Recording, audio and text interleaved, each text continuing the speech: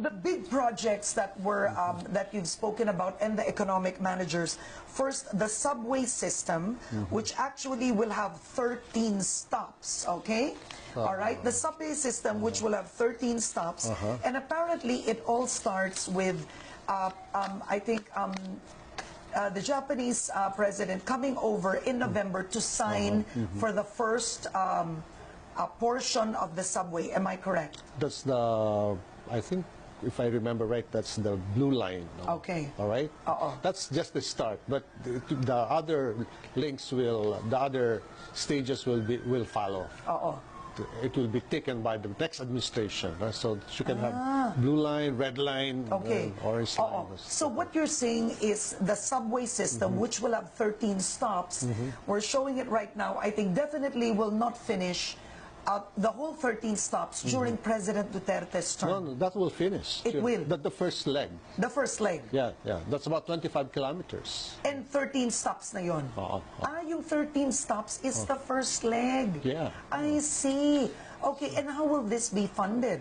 It's going to be funded by ODA, Official Development Assistance. So is it... Remember, China committed $9 billion, and Japan also committed $9 billion. Okay, but how much is the subway going to cost us? Is this something like 3.6 trillion pesos? So the 3.6 trillion is our expected expenditures for the next 3 years, 2017, 18, 19. Okay, but as I said, all throughout we'll be spending something like 8 to 9 trillion. Okay, and this will be dramatic because it says here, let me just read your subway profile. It's 25 kilometers. It'll stop in Mindanao Avenue, North Avenue, Quezon Avenue, East Avenue, of course, all the way down even to the Ninoy Aquino International The original Airport. design is it will end up at FTI, the Food Terminal Institute, but since it's near the airport, we will put a link to, the airport. So when will this project start? The signing will be done when the Prime Minister of Japan comes here in November. So is it fair to say by 2018? 2018. Okay. Yes. So 2018. Right now they're doing the feasibility study. Okay. If it's 2018, you're just talking about 4 years after into the Duterte administration. You're seeing all the 13 stops finish in 4 years. I think it will by the end of the Duterte administration will be down to Taguig. Okay. It's not the total. So, Secretary, this is an ideal situation, no? That you're saying that in the last 4 years of the Duterte administration, a bulk of the subway will be finished.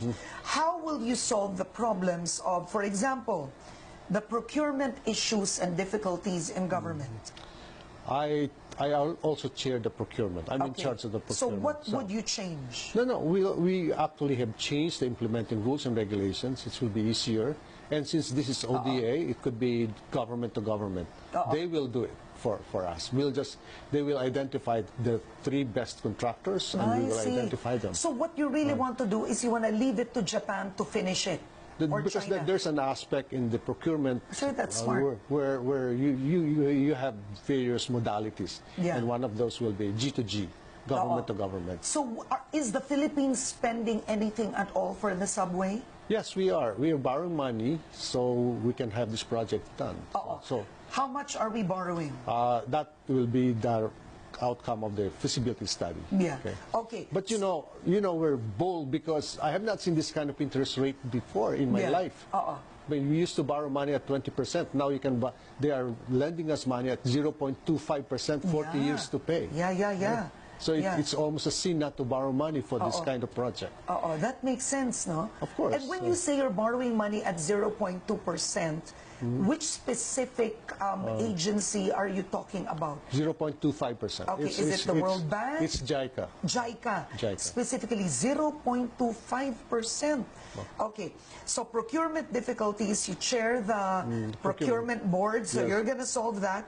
the issues of failures in biddings, that was the problem in 2016. No, we will solve that. They will give us the 3 best contractors, and we'll identify just one. Now, Just the one. oldest problem of the Aquino administration is the phrase that I've discovered in my life, Which one? absorptive capacity. Oh no, we shouldn't. How would you? We should be held accountable for the lack of absorptive capacity. You remember the president's instruction to us: spend it well, or lose your job. Yeah. It's not lose your budget; it's lose your job. Okay, but then the reality is absorptive capacity was a real problem in the Aquino administration. How would you solve that today? No, we're willing to. Some are saying that the Chinese will bring in their own workers. I don't care, as long as the job is done. No. Okay? Because now the So Filipino you're willing for foreign workers Oh to yes, come if in? they can do it best. We don't understand the drilling technology, right? So why do we insist Filipinos to do that? Yeah. The Japanese will say, look, you don't know how to do this. In Yeah. fact, there's a transfer of technology. Yeah. Maybe they will employ some Filipinos. Yes, I was going to say, Oh, for the not